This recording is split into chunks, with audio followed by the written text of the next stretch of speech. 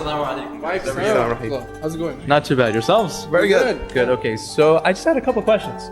When Pala Eid talks about religion and how it affects identity, he says that religion just gives a general guideline to the youth. Yes. Instead of having a strict, governing code for their life. Yeah. Do you guys agree with that? Because I was having trouble reconciling those ideas. Yeah, we agree with you. Also, Sarah Rasmi, she talks about intergenerational conflicts, and she mentions the statistics showing first generation, second generation, and third generation. What are your thoughts on these issues? So now we have two people. One of them says that religion sort of guides someone's life, whereas the other talks about the intergenerational conflict between different generations. That sounds like a very interesting topic to research. Yes. So how about this? Let's go interview different people from different generations with different perspectives to get an idea and sense of what's going on. Yes. You guys want to explore that? Yes. Sounds good. Let's do it. Like a plan. أهلا دكتور بدري وشكرا على المقابلة. سؤالنا الأول هو ما معنى الهوية العربية أو ماذا تعني لك الهوية العربية في كندا؟ أهلا وسهلا بكم. بالنسبة إلي أنا الهوية العربية هي شرف، وأنا سعيد أن أكون في كندا، ولكن لا أستطيع أن أستغني عن هويتي العربية. يعني بالنسبة إلي ولأولادي أدرب أولادي على أنهم من أصول عربية، لأن هذه التقاليد والعادات التي ننتمي إليها لا نستطيع أن ننساها في سرعة بسيطة أو وقت بسيط، وإن تاريخ عريق. أن أكون عربيا نعم. هو أن أكون إنسان إلي تقاليد وعادات أنا مترسخة فيه من طفولتي، من أهلي. تعلمنا العفة والكرامة والتعامل الطيب مع الناس، وأنا هذا إشي بيعز علي، وأنا بنبسط إني أكون عربية.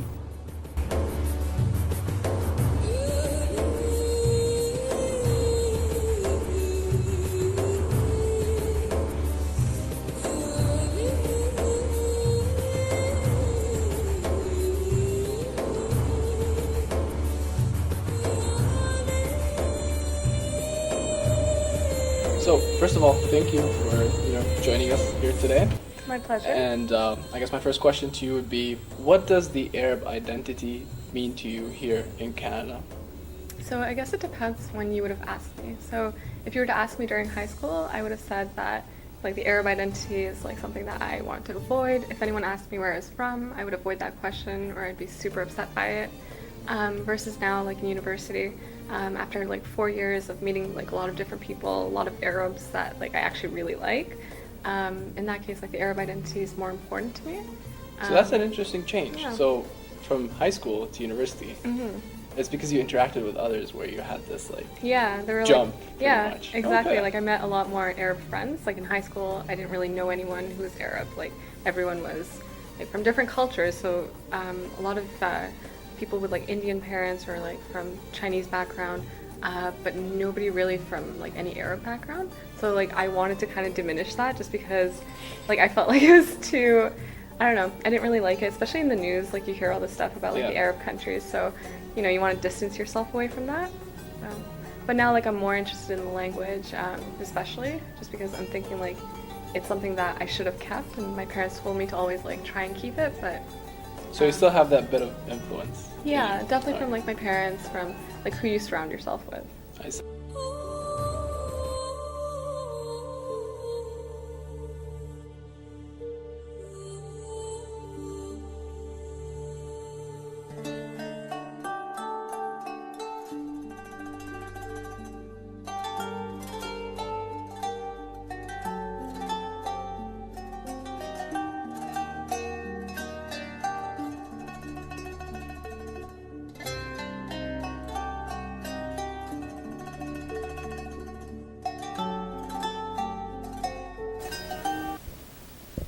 Hey everyone, back to our show, and today we have Siraj. He's part of our second generation group. Welcome Siraj to our show. Thank you. And let's start off with the questions. So first question, what does the Arab identity mean to you in the Canadian context? The Arab identity. I think I identify, as an Arab in the context that you know, when I go to gatherings, when I'm talking with people, talking to my parents' friends, I'm able to connect with them. I can talk about myself. I'm Libyan, so I can talk about you know, things that are happening there.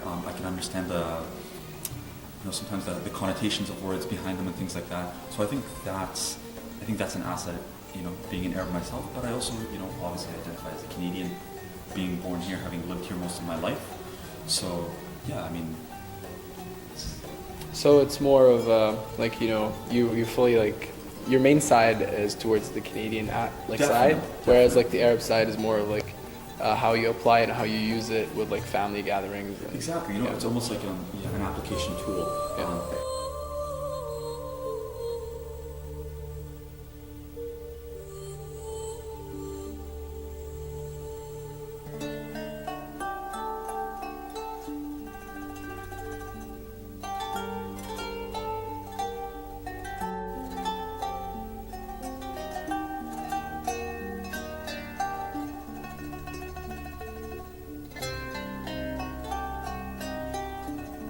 Thanks for coming out, Mulefa. We just had a couple of quick questions. I was wondering what the Arab identity means to you. Well, that's a very good question.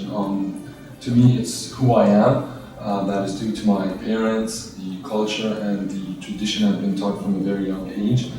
However, having that said, I don't truly feel like this is who I am. That is due to living most of my life here in Canada, having the Canadian experience, and being a third generation. So it makes it kind of hard for me to believe that I'm 100% an Arab, but there is also a big portion of me being Canadian. So, okay, that's really interesting. So do you feel more comfortable with, say, for example, someone with that's native Canadian than, for example, someone with an Arab background?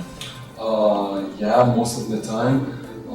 That is because I grew up with them, I've interacted much more than them, so much more it's comfortable or not weird as being with the other Arabs. However, I still do love falafel, shawarma, and hookah. Welcome to the show, Hiba. Thanks for coming. Thanks for having me. And, let's get right to the questions. So what does the Arab identity mean to you? And do you identify as Arab, Canadian, a mix of both, or neither? Well, I definitely believe that I'm more of a mix of both the Arab and the Canadian culture. At home, it's definitely where I get to be more myself and have the Arab culture, but at school that's kind of where I have to more apply the Canadian culture to kind of become more accepted because of the big cultural barriers that Canadians have and Arabs have. For sure. Yeah, you're not going to make any friends and teachers won't That's like true. you. That's true. You're not. So it's interesting you mentioned the social like the barriers you faced during school. I can relate to that on a personal level because I've faced that many times. هل واجهتي أي صعوبات اجتماعية في كندا؟ لا، ما بعتقد يعني مش هالإشي اللي يذكر، لأنه الواحد إشي طبيعي في البداية. أول ما يجي على بلد جديد بلاقي في فارق بين الحياة هون بين الحياة في بلده. نعم.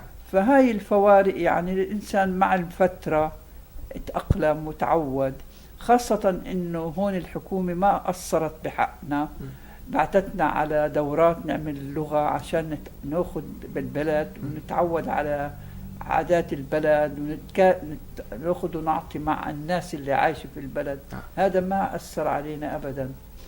لكن بالنسبة للأولاد واجهوا مجتمع يختلف كليا عن المجتمع العربي. العرب يعني متمسكين ومتزمتين في التعامل مع أولادهم، هون منفتحين يعني بيعطوا الولد كل الحرية. هذا إحنا بالنسبة إلنا استغربنا في البداية، لكن مع المدة إذا الواحد بيهتم في تربية أولاده وإيش بيعيش الولد. والحمد لله إن هن عاشوا وانبسطوا وتعلموا واشتغلوا وفخورين إن هن عايشين في البلد. هل واجهت صعوبات اجتماعية في كندا وهل أثرت على حياتك اليومية؟ بالنسبة إلي أنا لم أواجه أي صعوبة في كندا لأني معتاد على الحياة الأوروبية وعلى حياة في كندا. لأنني كنت أستاذ في الجامعة في أوروبا وعشت في ألمانيا وفي أمريكا، ولم أشعر بهذه الديفرنسز الموجودة في كندا، ولكن في بعض الصعوبات، الحنين إلى الوطن، يعني هاي اللي بيشعر فيها الواحد. أما من ناحية الشعب الكندي والناس اللي عايشين في كندا لن أستطيع، لم أجد أي صعوبات في هذا المجتمع.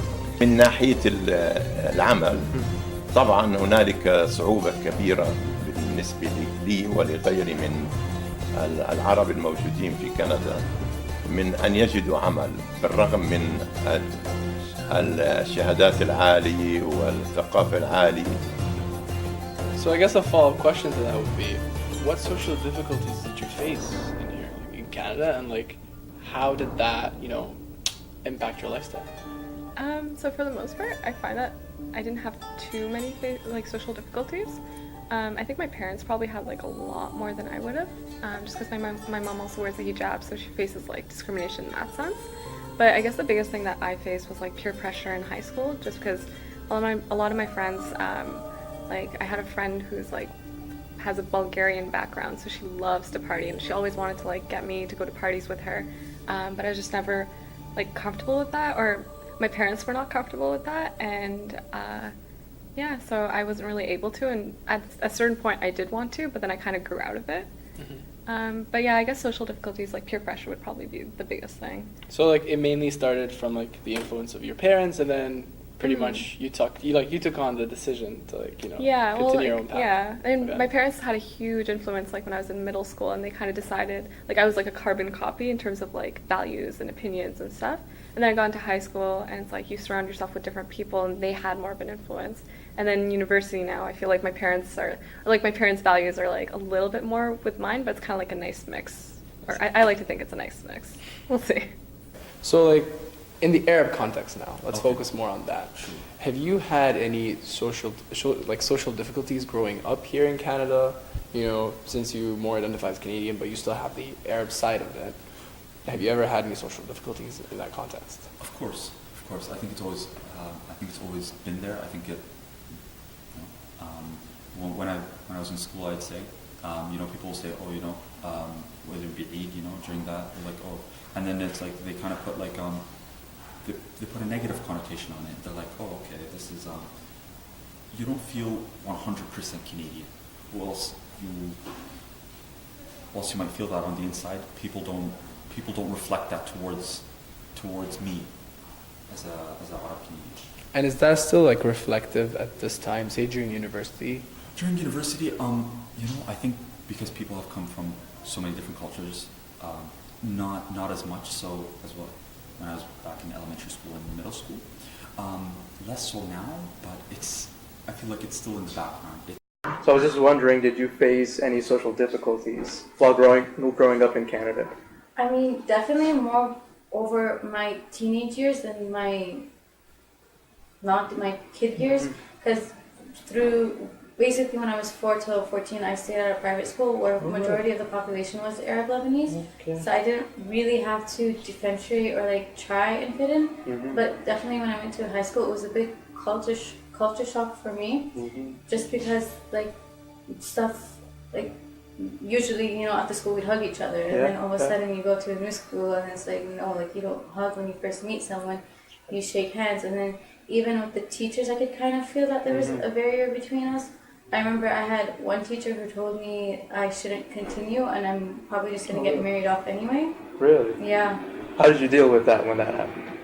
I went home and I told my parents, to be honest. Like, I didn't know what to do. I didn't know what my rights were to say, that I couldn't. And then the next day, though, I did talk to the principal and ask that the teacher be fired. Teacher's still working at that school until now. Oh, really? Yeah. Okay. Wow, that discrimination is crazy. It's interesting you mentioned that. So a follow-up question would be to that. What social difficulties did you face, if any, and how did it impact your lifestyle? In general, I didn't have any social difficulties that I faced with. However, sometimes due to my language barrier, sometimes in family gatherings, and because of that, when I visited my home country, Syria, a long time ago, it was also another difficulty I faced with, and I didn't enjoy it. I didn't enjoy the visit as much, only because the language barrier was very hard to interact with the people. And while I was there also, there were a lot of family traditions I didn't agree with. I heard of for the first time, and it was very surprising to me. Oh, really? Yeah. And it was, a whole new area, a whole new environment compared to Canadian traditions, or in general here in Canada. How وإلى آخر سؤال، وهو عن موضوع شوية حساس، وهو عن arranged marriage. إيش الأوبينيون تبعتك على هذا الموضوع، وهل أنت بتعتقد هذا شيء سلبي أو إيجابي؟ من ناحية الأرينج ماريج أنا أؤيد هذا المجال، يعني هذا الزواج، لأنه الأهل عادة لهم خبرات طويلة في مجال الزواج ومعارف والحالة الاجتماعية الموجودة في بلادنا العربية أو في كندا، لأنه الشاب عادة ما لا يعرف ماذا يريد، لأنه يكون متسرع في الزواج. ولكن عادة كل إنسان كبير بالعمر بيكون له خبرة أكثر في الحياة، ويقول المثل عنا: إذا لم يكن لك كبير فاشتري كبير، لأنه يرشدك إلى الطريق الصحيح في الزواج. وأنا أؤيد أن يكون الزواج ليس قصريا على arranged marriage، ولكن هنالك تبادل في الآراء، بس النصيحة أن يكون دائما عن طريق الأهل في معرفة الزوجة قبل زواجها، ومعرفة الأهل من هي الوالدة، من هو الأب، ما هي التربية الموجودة لدى الوالدين للعروس. أنا أحبذ أن يكون الزواج عن طريق arranged marriage. لا بالطبع بالنسبة لنا إيجابي، لأنه راح يكون المشترك في هاي العملية كبار في السن، اللي هن أقرب الناس إله الواحد، اللي هن أم والأب والإخوة. لأنه هن عندهم دراية ومعرفة بالاختيار، وبعدين بيعرفوا ينظر الواحد كمان للمستوى الاجتماعي للزوج والزوجة، يكونوا في تبادل، إنه في تقارب بالنواحي الاجتماعية، التعليم، يكون مثقفين، إذا هو مثقفين تكون مثقفة، المستوى الاجتماعي، التعامل مع الناس. الأهل عندهم الخبرة، وهذا بيمنعش يعني كتير نجح زواجات، يعني 90% من الزواج الناجح كان ينجح عن هاي الطريق. بينما في الوقت الحالي الناس صاروا يتجوزوا عن طريق إنه الشاب بتعرف على بنت ودغري مثلا في هالفترة ما في استشير حدا، بيسرع في إنه يتمم عملية الزواج، وبالنهاية بيكون بعد ما يجتمعوا ويقعدوا في بيت واحد بصير خلافات، بصير موضوع طلاق ومشاكل يعني. بينما الزواج التقليدي اللي هو احنا عندنا زواج ما بعتقد انه هو افضل من هيك، لانه هن عن طريق ناس كبار عندهم الخبرة وبيعرفوا شو ينقوا لاولادهم، ما حدا بغش ابنه او بنته، يعني بدلون على الطريق الصحيح. انا من رأيي هاي صح اشي. So I guess like my last question, which is a slightly sensitive topics for like, you know, Arab Canadian or Canadian Arabs, whatever you call them. Yeah. And like nowadays parents want to enforce their opinions to their kids, or like even carry on their values, you know, and they want their kids to have these values with them when they grow up. Yeah. So one example of this would be, you know, like arranged marriages, for That's example. funny. So like, what do you think about arranged marriages, like in the Arab Canadian context? Okay, so it's really interesting just because I don't really know too much about arranged marriages in like the context, just because the way I grew up, like my parents in Iraq didn't have an arranged marriage. My grandparents didn't even have an arranged marriage. So for me, the concept of arranged marriage is like a little bit foreign. I realize that it is something like a lot of like Canadian Arabs or Arab Canadians or whatever, like that is something that is true, but my parents have never enforced that, or like they've never spoken about that. So for me, it's like out of my range. And I guess for that reason, like I'm not comfortable with the idea. Like I feel like it's a bit weird and it's like like I would never want that. So the true love aspect. Yeah, I guess. Yeah. All right. But that's funny. But yeah, I arranged marriages, like I don't agree with them. I don't like them. But at the same time, like if it works for someone, then who's to say that's wrong, right? Completely agree. I don't totally agree with it. I feel like people should be able to make their own choices, their own decisions. You're going to be living with someone in terms of marriage. You're going to be connecting with someone for your whole life. You're going to be with them. So I feel like you should have, the ultimate decision, and you're the one who should go out and explore, what you look for in a person, and not have that, obviously being arranged. So like not like a menu and you like an offer you get to choose. Exactly. Okay. It's like in a restaurant, it's like A, B, C, D. I feel like just go out and explore and then see for yourself what it means to you. Obviously, and your significant other. Yeah. It's one of those things I heard of when I was visiting my home country about the arranged marriages, and I was very, very surprised by that there was actually such a thing that was going on.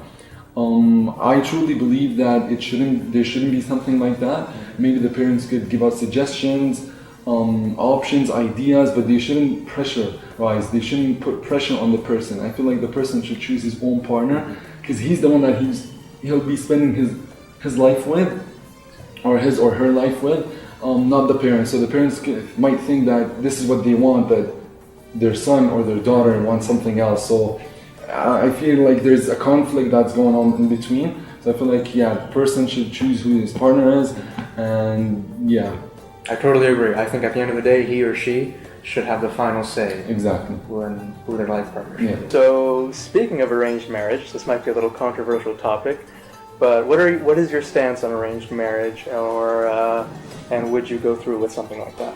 I mean, I could get why people like my grandparents would agree to arranged marriage, especially in like today's day of age. It's hard to find someone unless you're looking at things like wealth and looks. In arranged marriage, you don't tend to do that. You just they just send them off to somewhere they know where it's going to be stable.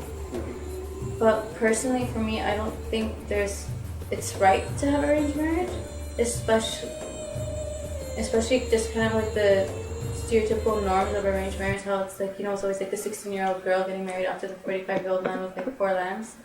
I don't like that unless the stigma of arranged marriage could stand, like kind of like steer away from the stereotype saying that no, some people actually are happier in arranged marriages, and arranged marriages tend to last longer than regular marriages.